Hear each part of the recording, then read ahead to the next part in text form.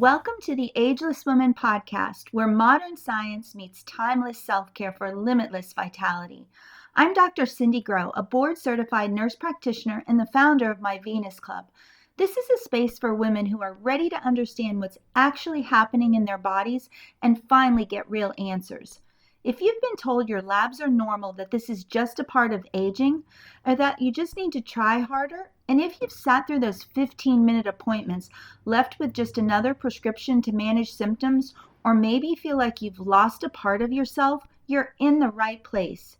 Before we begin, just a quick note. This podcast is for educational and informational purposes only and is not intended to replace personalized medical advice, diagnosis, or treatment. Always consult with your healthcare provider regarding your individual health needs.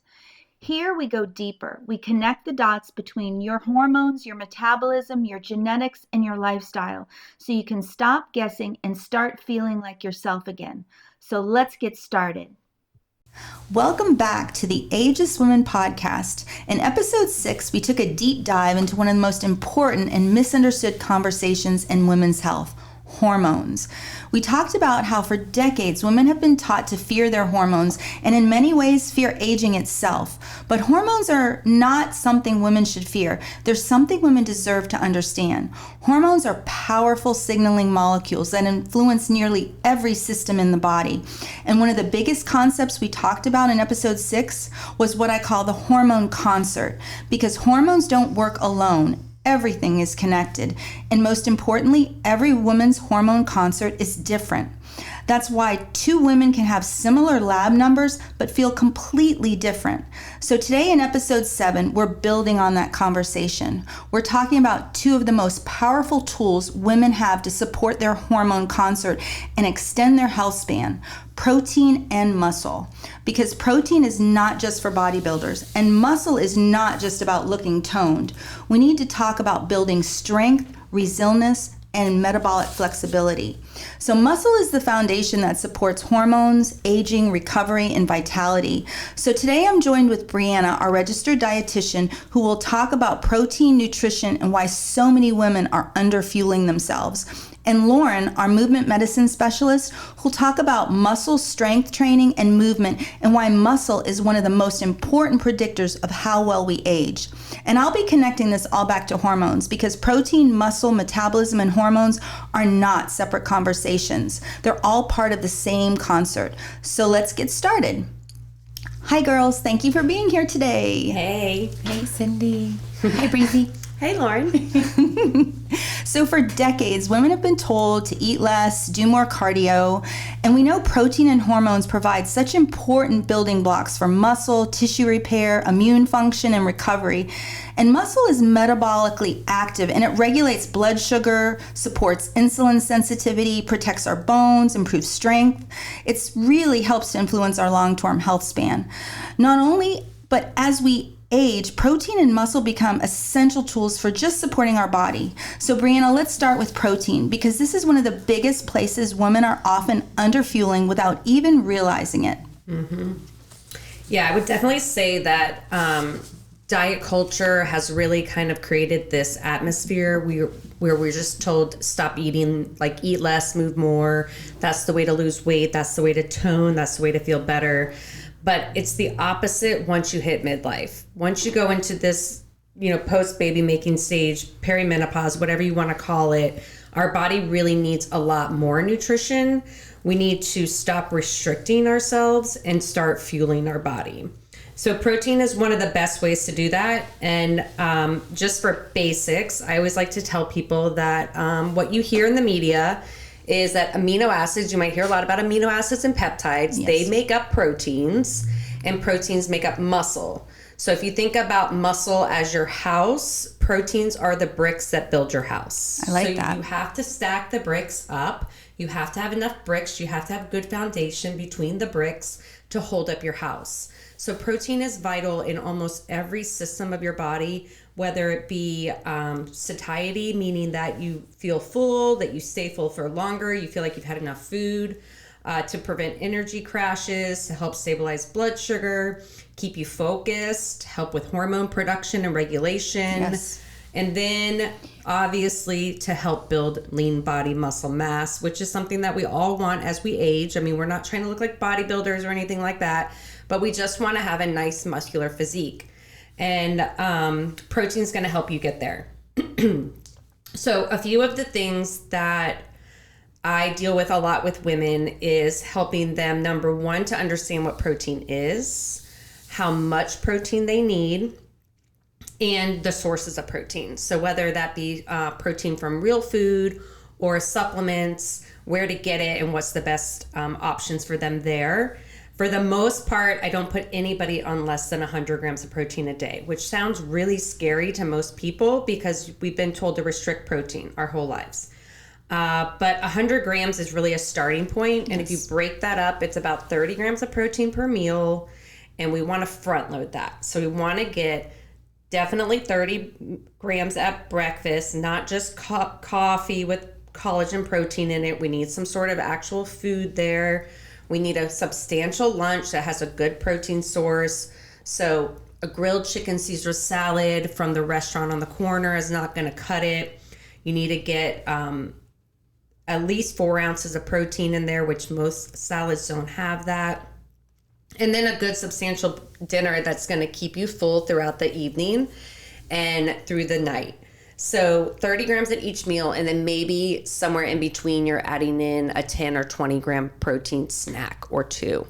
Okay. Can you give some examples of those snacks? Yes. Thank you. One of the biggest protein myths that I deal with is this.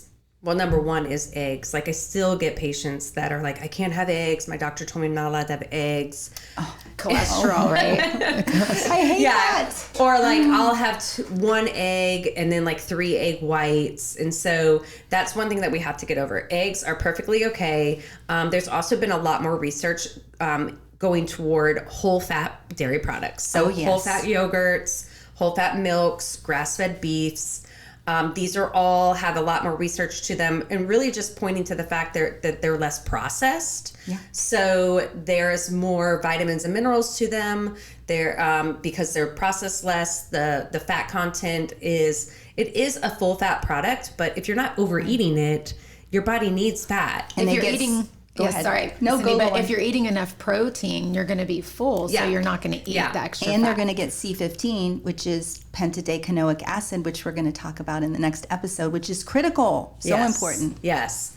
So obviously, anytime you can, you want to try to get real food products in there that have all the essential amino acids. So anything from animals, any sort of meat or the muscle of the animal, dairy products, beans and lentils are huge. They're really easy ways to add protein to like a salad or even like your dinner, and they're high in fiber.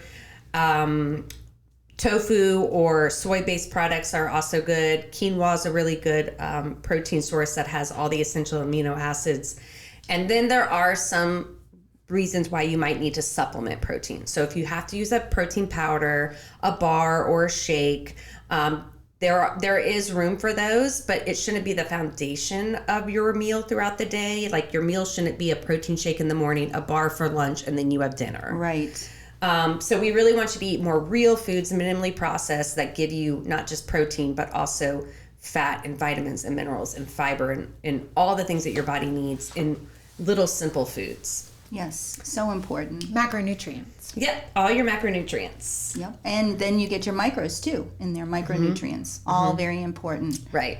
So we try to work with people to create meal plans that fit their lifestyle, that fit their work style. If they have families with young kids, what can you do to maybe like meal prep or plan on a Sunday or a weekend day, and then you have food ready. Maybe you do need to eat a protein bar in the car on the way to your next appointment. So there's always ways that we can work around things, and we try to make it so that it's sustainable for that individual. Yes. Can you give just a quick breakthrough of a day where how easy it is to get 100 plus grams of protein in? Just like take them through like a quick like breakfast snack, lunch snack, dinner, because I think people think, oh my gosh, she talks like that, but how am I going to get that in? How am I going to get it in? But it's so easy to get in. So I'm guilty of it as well. So this is like let's just say today, for example. So this morning I had my cup of coffee with 2 scoops of my collagen protein powder because it's 20 grams of collagen per scoop, that doesn't mean it's 20 grams of protein. So I do 2 scoops of that. And then I do that because I work out early. So I worked out this morning and then I came home. I had 2 eggs and a cup of cottage cheese. So that's roughly 32, maybe 35 grams of protein. And then for lunch, I had some rotisserie chicken that we had in the fridge because we do a lot of meal prep at the house. So I had about 5 ounces of rotisserie chicken. I had a couple pieces of Parmesan cheese. I had an avocado with that, and then a handful of grapes. And then for dinner, I have in the crock pot like a pot roast. So again, I'll probably have 4 or 5 ounces of that, and like a quinoa rice mixture. Another thing that I meal prep at the house is when I do any sort of rice, I use bone broth instead of water. Fabulous. So I'm adding protein to my rice. So that's a high protein option as well. And then I'll throw in some vegetables. And then I do I make like a Greek yogurt ranch dip. And I do like a dollop of that over top. And so I'll have like a rice bowl with the pot roast and vegetables and the Greek yogurt. Oh, that sounds delicious. Yeah. Lauren, anything you want to comment on food? Anything that you do? Give us some hints of some of your favorite foods with protein. Yeah, sometimes not sometimes, all the time I have a can of tuna every day. Yes.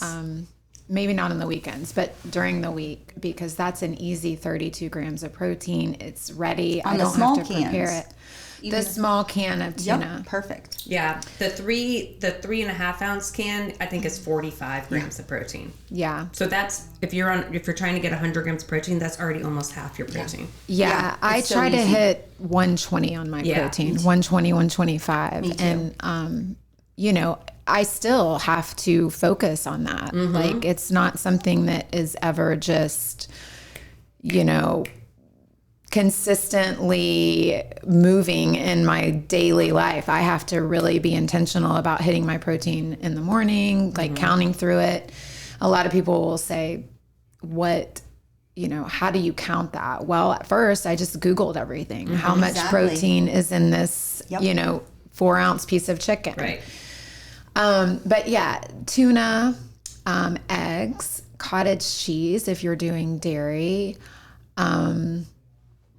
I eat a lot of meat, a lot of red meat, salmon, meat, salmon, cottage cheese, tuna, eggs. That's the base of my diet. Those are my staples too. I would say eggs, and I mix my egg with cottage cheese because I just don't like cottage cheese. I know it is delicious with cottage cheese. Yeah, cottage cheese that with way. Eggs, so I do a lot of nuts. I do a ton of canned tuna, chicken, and salmon, and I use the big cans, and that's like 80 grams of protein. And I don't eat that all at once. Yes, and packed it's in easy. Water, Yes, so important. Pay attention to that. Yes, you don't want everyone the oil. has to read. Yeah, don't get the cans packed in oil. Get it packed in water. Very important. Yeah. So some of the other things I do is like I'll do the grass-fed beef, and if I could buy like a 2 pound or a 3. My husband is large, and I have a 17-year-old son. Okay. So 2 pounds of beef in my house doesn't last very long. No. So now I've moved up to 3 pounds of beef at a time. I cook the entire thing. I divide it in half. I make half of it taco meat and the other half plain, and then I put it in a glass container and I have it in the fridge. So I have. That's great. Grass-fed ground beef all the time. We do the rotisserie chickens, and then we make the bone broth from that. We have that in the fridge all the time. Like you were saying, all my fruits and vegetables are cut and washed and ready to go. Yeah, little bowls in the fridge. You can just open the fridge and snack. Yes, because everybody's busy. Yes. And that's when you're busy and you're hungry, that's the time that you don't make good choices. Agreed. Yes. And we're all guilty of that. Yes. And if you have it right there in front of you, it's an easy choice. You just grab the Tupperware and then you put it over a bowl of cottage cheese. Yes. Or you take the washed berries and put it in with some Greek yogurt. Yep. Or share them with some nuts. Pair them with some nuts. Yeah. No, those are great points. So Brianna's really helped us to understand why protein matters. Now, Lauren, let's talk about what protein is helping us build so important muscle. Yes, muscle. Breezy, I really liked how you talked about foundation, like the foundational things, the protein, the diet. in how you described the bricks of the house, because I actually tell my clients, you can't build muscle. You can't build a sandcastle without sand. So you can't build muscle without protein.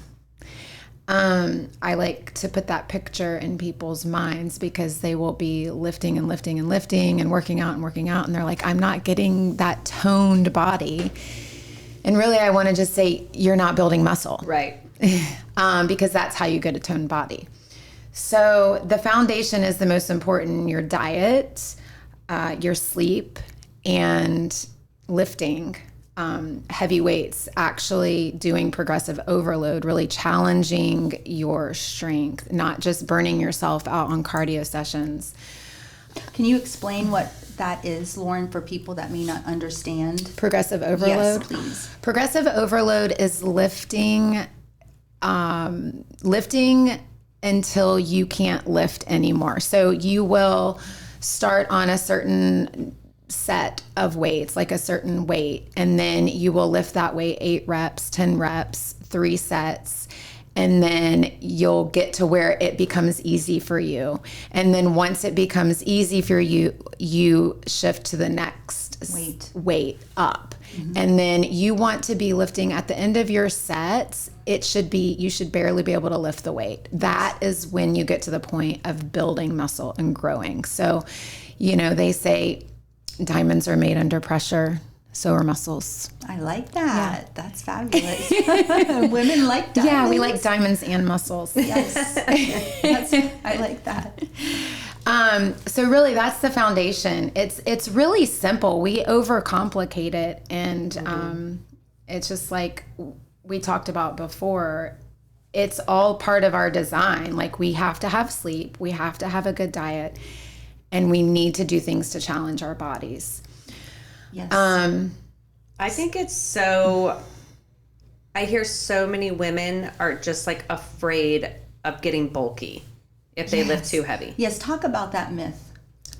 Because I don't bulk up. You girls don't bulk up. So let's talk about that, because I hear that a lot from women too. That's a like really they don't good lift heavy because point we need to talk about. Yes. Yeah, because they don't want to look like men. Well, right. the good news is that you're not a man, so you're not going to look like a man unless you are putting the hormone in your body that is going to internally change your hormones. Like that's how would you say that, Cindy? Yes. So if they're supplementing with hormones, testosterone or DHEA, and they're over supplementing, pushing to sub or not sub but supra therapeutic levels, then yes, then that can happen. They can get that barrel waist, they can get big legs, big glutes, bigger than what they want, but we don't do that at My Venus Club. That's why we test using advanced testing, understand why and what a woman is producing, and if we supplement, where those levels are, how the body is utilizing that, and then most important, how the body is excreting what we're not using. So very important. So yes, but you're absolutely right. If your hormones are in balance, your hormone consort's working correctly, you're not going to look like a man when you work out. That's right. And I've been lifting for, I want to say 9 years now. And even at the place where I felt like I was at my peak of my fitness, I did not look like a man. And I don't want to look like a man, but I love lifting.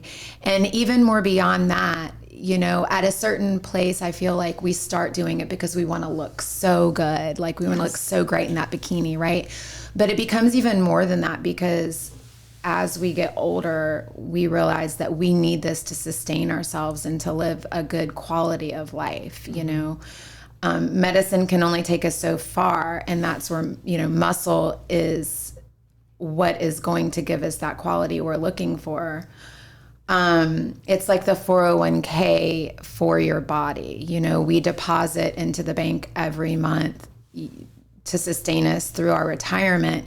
But if we don't have the muscle in our body, the quality of life, all the money that you have, it's not going to do any good for you, because your quality of life is going to be so low and you're not going to be able to enjoy that. So investing the muscle into your body is going to balance out both of those, and then your quality of life will be better in every area. They can enjoy the fruits of their labor all those years that they worked. Right. I can't tell you countless of patients I've encountered over the years who have worked and worked and worked, and then they get to that point of retirement in their 50s or 60s, whatever that is, and they become sick.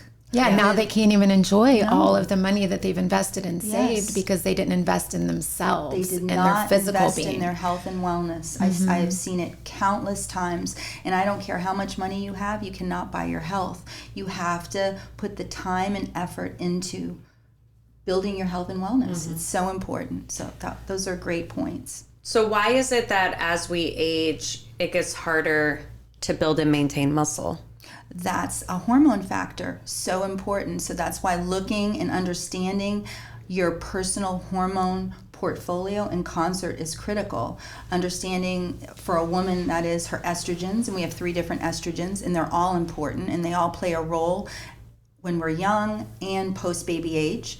And then progesterone, which is our feel-good hormone. It makes us sleep well and go through all those restoration processes while we're sleeping. And then, of course, DHEA and testosterone and adrenal health, because our adrenals are what produce our DHEA and testosterone and cortisol, and all of that matters. And then stress, how we handle stress, mindset, all of that is really important. And if we don't have all of those foundations built correctly, then that is going to affect how we are able to build our muscle. And we can fuel it with all the right amino acids, all the macro and micronutrients. But if we don't have the right hormone concert, then it's not going to work. So, and you can see how everything is connected. You can't have one piece without the other. So it's very important. We're fueling our bodies, we're exercising and movement properly, we're getting our levels tested for hormones, we're also sleeping. Sleep is foundational. It's absolutely critical. So that we can do a whole episode on sleep, but it's really important. Yes, I talk to a lot of women or see a lot of women, they want to work out every day. They don't take a rest day. They work out maybe 2 or 3 times a day, or they say their sleep is terrible. They got 3 hours of sleep. And they're like also on the other end talking about, how they're not losing weight, or, how they feel overstressed and they just feel so tired. And I'm like, well, their adrenals. I only eat 1 meal a day. I don't understand how I'm not losing weight. Yeah, because I've seen it I see it and hear it all the time. Their adrenals are so burnt. They're not sleeping. Their body's not going through recovery. What are adrenals, though? Can you explain that? I mean, I know what it is, but I think that would be a common question. Yeah. So your adrenals are a very important gland in your body, and they talk to the brain. They talk to our ovaries. They talk to all the organs in our body. They really work very closely with our gut as well, and our microbiome is connected to our brain. They're all sending signals, and they really think of them as our stress organ. So our adrenals are there to help us when we're under the most stressful situations, and they're there to help us fight or flight type of system. But if we're constantly in that fight or flight stage and we're never giving them a chance to rest, which so many women do. Yes, I see it all the time and I hear it. And it's hard to get women to understand, because they want to just keep doing more. If I do more, if I try harder, I'll get the results I want. And they just don't understand they have to give their body rest and recovery. And so that's where the adrenals play a role. So when we do advanced testing with the Dutch test, we really evaluate the adrenals. We look at cortisol and cortisone and how it's all interconnected with the sex hormones. And once a woman sees that picture, when she sees her results, and then she understands and sees how everything's connected, then she starts to say, maybe I do need to start listening. Maybe I do need to do less. Maybe less is more in this case. But it takes some time to convince them, because too, we talked about on that other episode, they get that high, that endorphin rush when they're working out so hard. So it's hard to pull back from that and get them to understand you can get that same rush, like you mentioned in our previous episode, Lauren, with rest and recovery, with restoration type movements, which is so important. Yeah. Do you want to comment a little bit on restoration movement for women? Because I think we forget about that. I mean, I am even guilty sometimes, not taking enough time for restoration. Like I make myself do at least 2 classes of restoration or yoga a week at least. And it's important. Yeah, I see it a lot in the classes that I teach. Typically the classes that I'll teach, we end with rest. Like I like to say 2 minutes to just, recover, let your heart rate come back down to resting heart rate. And what I see mostly is women just hurrying up, picking up their weights and running out of the room. And I do realize that, we all have things to do. We have to get to work. Like maybe we're barely fitting in the workout, but the class is designed and incorporates that 2 minutes into the class so that you can take that 2 minutes to just reflect and recover and just be still for a second before you have to rush out into the world. And I think that we're just so busy rushing and never getting... Go ahead. Go ahead. To ask You you a distracted question. me. No, because I wanted to mention that just made me realize about breath work, how important. I really love doing breath work in your class. It's so important. But I wanted to comment. I've had a few patients, I think this is important to talk about, that don't understand the importance of breath work with exercise. And so I've had a few patients with what you call weightlifter headache. They're not breathing properly when they're lifting, especially when we're lifting heavy. And that's so important to understand your breath and how important breath work is when you're exercising, specifically lifting. So can you comment a little bit on that? Yeah, I like to say like your breath is your fuel, like for lifting. When you're exerting, I say that that's like the gas in the car. When you push the pedal of the car, the car is going to go. It's going to give you that extra little push. And that's what your exhale is. And then your inhale, you're fueling your body with that air, that breath. And when you're in a restorative class, I always say your inhale is sending all of your body, wherever you feel tight or restricted, I want you to envision that breath going to that space. And then when you exhale, completely releasing that tension. Because we don't bring attention to those spaces in our daily movement. So when we take a moment to sit down and really breathe into that, we can bring attention to it and notice where we hold on to stress in the hips and the neck and the knees and even in the feet. When I see people in restorative classes and their feet, they don't even know it. They think they're completely relaxed, and their feet, I can see their little toes all clenched up. And I'll just say something gently like, relax your toes. Yes. But the lengthening and the restorative movement is part of it. It's part of the balance structure. These are all simple things, again, that we overcomplicate, and they're all within us. Movement, diet, they're all given to us, and we outsource everything to too much, I think, to medicine and trying to do more instead of just taking a breath and really focusing on the foundation. I love that. That is so important. And you're right. Let movement be your medicine. Let food be your medicine. That's really critical. And these are such important points. I think of that as like we're shifting exercise from punishment to being movement. And so many times people feel like they're punishing themselves when they're exercising, but they shouldn't. They got to find their jam and enjoy it, because it's what's going to take them to a long health span and vitality and resilience. Oh, it is not punishment. It is a privilege. No, it is a privilege. It is a privilege. I love it when you say that in class. Because there are people that cannot move. They cannot get up out of a chair. They have to use a walker, or maybe they're sick from some sort of illness, cancer, anything. There are so many people that do not have the privilege. And instead of looking at it as a punishment, I have to do this, it's I get to do this. I get to show up and I get to move my body. I know. I like that you make that point in class, because it's so important. I think people forget that. And you get to eat healthy. Yes. Right, yes. Breezy? You get to eat protein. That's right.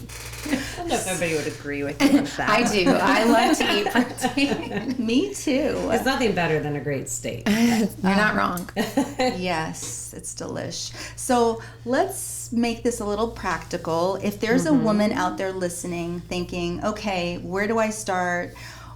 What do I do? Help me, girls. Tell me something. What do we want to tell them if we want to help give them a few pointers on where to start? Besides calling us at My Venus Club, which I highly recommend because we're here to help them, what can we tell them? All right, so I would say if you don't know how much protein you eat in a day, don't change anything about what you do.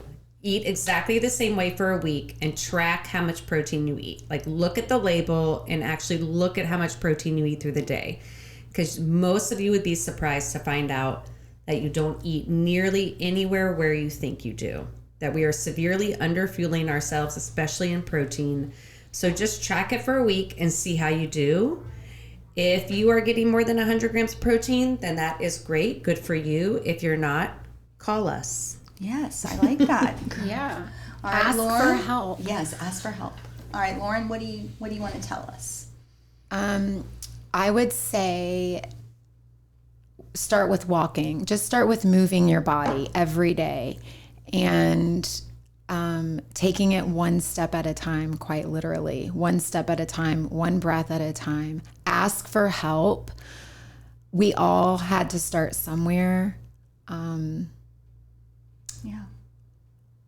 I love to help women discover these things within themselves. So I love to help, and I know both of you ladies do too. So just reach out, call us. Yes, call us. For me, it would be for women to really become in tune with their body, pay attention to what their body is telling them, really understand themselves, and precision matters. So to get answers, advanced testing. So understand what your genetic predisposition is. Understand what your hormone concert is. Know what your numbers are. And I don't treat numbers, but there's a reason why we do testing, and it's to make sure things are safe and those are the right things for you, because every woman is different. So I think that's important. Advanced testing and really knowing your body and understanding your body. Right. Don't chalk it up to just, I'm getting older, this is the way it is. Because yes. most of you are only halfway through your life. If you're 45 years old, you're only halfway through. You still have half your life left. If you're 60, you still have 30 years left to live. How do you want to live these 30 years? Exactly. 60 is the new 40. I know. Exactly. And quite honestly, they probably weren't doing it right the first half anyways. They were just younger and had more mitochondria. Exactly. Well, or we better were cellular health. We were trying to develop a career. We were raising kids, like all the things. And now focusing that on everything you're 45 years old, it's your turn. It is. It's your time, ladies. Yes. It's our time. Exactly. All right, let's do a few myth-busting statements. Okay. So, Brianna, what do you want to tell women? What buster do you want to talk about? Okay. Everybody needs to eat, or I guess the myth would be protein is only for bodybuilders. That like eating more than 100 grams of protein is bad for my kidneys, or it's too much. I don't want to be a bodybuilder. That is not true. That's a total myth. Every woman needs to eat enough protein to provide them with energy, muscle, stabilize their blood sugar, and age healthfully. Great. I like that. Lauren, what do you want to talk about? What are some myth-busting comments you want to tell us? Lifting weights will make women bulky. Yep. Strength training helps women become stronger, capable, metabolically healthy, and resilient, and also makes you look good. Yeah, it so does. there's a plus. Mm-hmm. When we talked about and that feel too, good. like women just can't bulk. You're not going to bulk. Yeah, we did hit on that. So yeah. And I think for me, I'll bring it back to hormones. Hormones are only there to sustain us or help us from hot flashes, which is completely false. They affect every organ system in the body, from brain, bones, muscle, your mood, your sleep, inflammation, your heart health, and ultimately how you age. I mean, hormones are our vitality, so that's so important. So let's see. Any takeaways? Anything else before we wrap it up, girls? Lauren, you had a good one earlier about cardio. Yeah. What were you saying about cardio? Well, cardio is not enough, first of all, and it's not going to build muscle. Look at cardio like your heart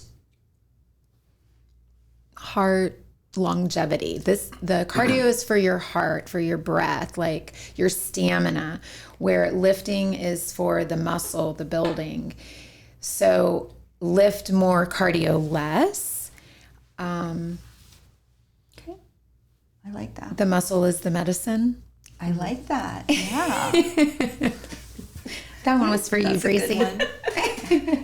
How about you, Brie? Anything else?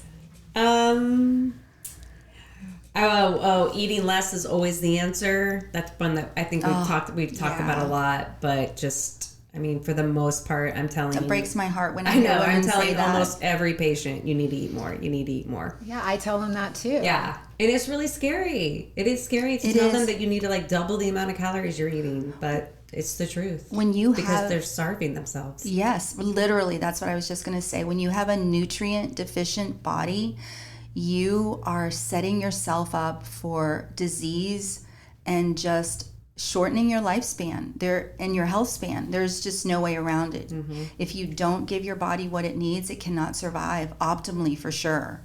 And then disease steps in. So today's biggest takeaways, I would say, is that protein, muscle, and hormones are not separate conversations.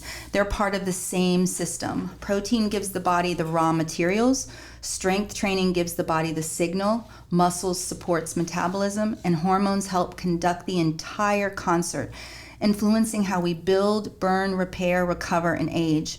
And when we talk about protein, we're really talking about amino acids, the small building blocks that help support muscle repair, tissue healing, immune function, recovery, resilience. But amino acids are really only one nutrient to the story. In the upcoming episode, we're going to widen the lens and talk about another incredibly important category of nutrients called fatty acids. And specifically, we're going to be talking with Dr. Stephanie Van Watson. She's a pioneering longevity researcher whose groundbreaking work with the Navy Dolphins led to the discovery of C15, an emerging essential fatty acid that is changing the conversation around cellular health, inflammation, and healthy aging. This is a conversation every woman needs to hear because it reminds us that aging well isn't just about hormones or willpower. It really begins at the cellular level. And I love this conversation because it connects perfectly with everything we've been building here. Women's health is not compartmentalized. Everything is connected. And cellular health really determines how we age, and it's foundational, truly foundational.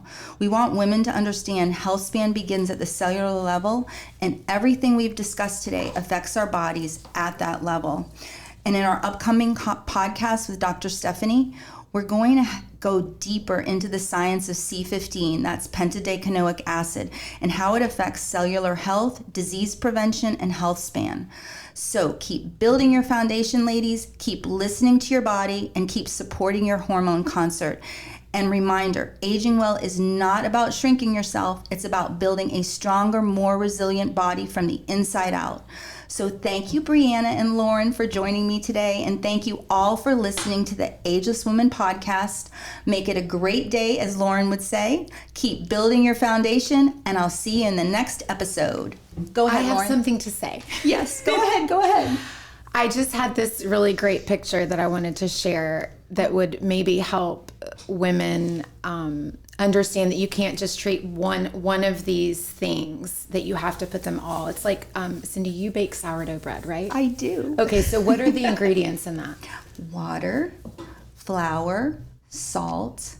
That's it. And if you leave one of the ingredients out, what happens to the bread? It does not form dough, and it definitely does not rise. So if you leave one of the ingredients out of your health, you don't lift, but you're getting the proper nutrition and the proper hormones, you're not going to have the full loaf of bread. I love that. So you have to have all of them, or it's not giving you the well-balanced life being that you are setting as your goal. I love that. Thank you. So I just had to say that. That's good.